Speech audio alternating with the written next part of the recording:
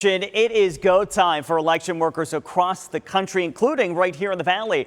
Early voting is over. Today is your last chance to make sure your voice is heard. So I just looked through the 2020 Maricopa County elections report and saw that year nearly 168,000 people voted on Election Day. Maricopa County Supervisor Bill Gates says they're expecting even more people. Record turnout this year. And with tighter and tighter races in our community, it means we may not see all the races called tonight, just like we saw in the last presidential election. But there's one thing Gates says he hopes we don't get a repeat of, and that's threats to election workers. What do you make of that, of the fact that poll workers, election workers, are now the subject of threats?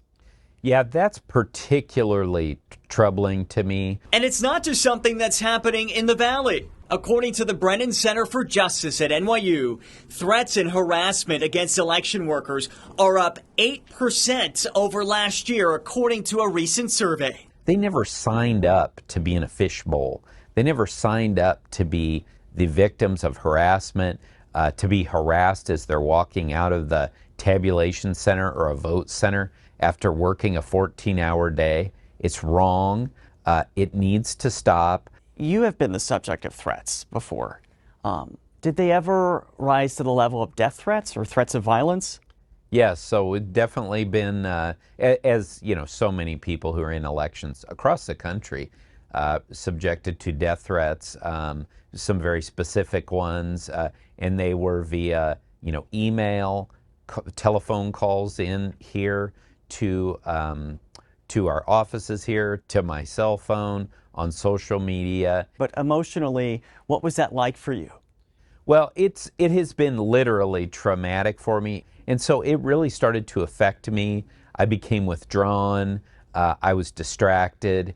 And angry. Maricopa County Supervisor Bill Gates says, especially at people in his own party as a Republican who accused him of being a traitor and stealing the election amidst disproven claims of widespread voter fraud. He credits his wife with helping him realize he needed help. Within a week, I was in therapy for the first time in my life. And it wasn't easy to admit that, but it was the right thing for me. Therapy that led to a PTSD diagnosis.